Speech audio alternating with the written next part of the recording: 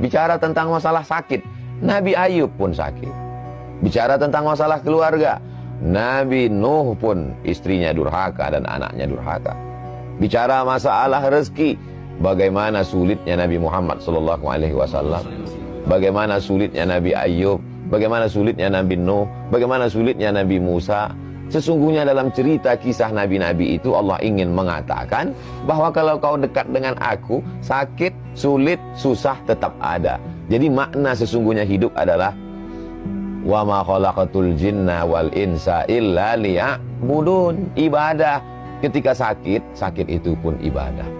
Ketika sedang morat-marit itu pun kalau karena Allah maka dia menjadi ibadah. Jangan kita pahami bahwa yang namanya ibadah itu hanya sholat tahajud, sholat witir, sholat duha. Yang namanya ibadah itu hanya baca Quran, baca tabarak, baca yasin, baca fatihah, banyak sholawat. Itulah ibadah. Tidak. Orang yang sakit pun ibadah. Bahkan ibadah yang paling tinggi bukan baca Quran, bukan jihad fisabilillah, bukan sholawat, bukan zikir. Ibadah yang paling tinggi adalah ridha menerima takdir Allah Subhanahu wa ta'ala. Ibadah yang tidak mengeluarkan suara, tidak mengeluarkan energi, tidak mengeluarkan keringat, tidak mengeluarkan darah.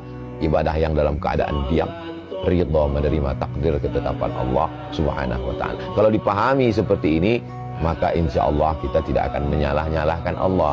Ketika rezeki kita diuji agak macet sedikit saja, kita tidak menyalahkan. Ini dah gara-gara taubat ini. Coba kalau nggak taubat kemarin.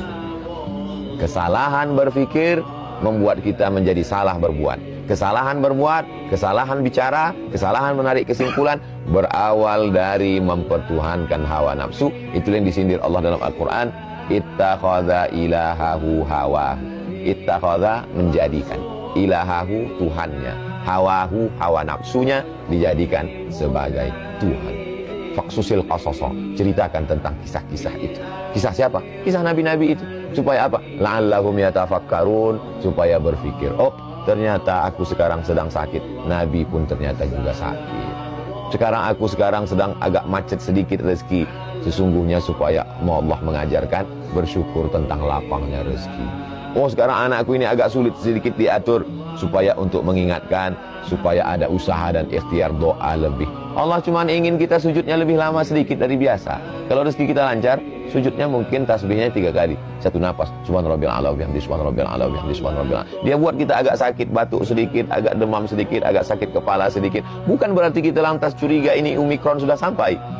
Hanya saja sekedar supaya tasbih kita lebih banyak daripada biasanya, hati kita lebih khusyuk daripada biasanya, munajat kita lebih, bangun kita lebih awal daripada biasanya, duduk kita di masjid mungkin lebih lama daripada biasanya, karena ceramah kadang tidak membentuk, tidak merubah ibadah, tapi ada sesuatu yang bisa merubah ibadah. Itulah tujuan Allah. Tapi puncak dari segalanya adalah supaya kita menjadi hamba Allah, bukan hamba yang lain.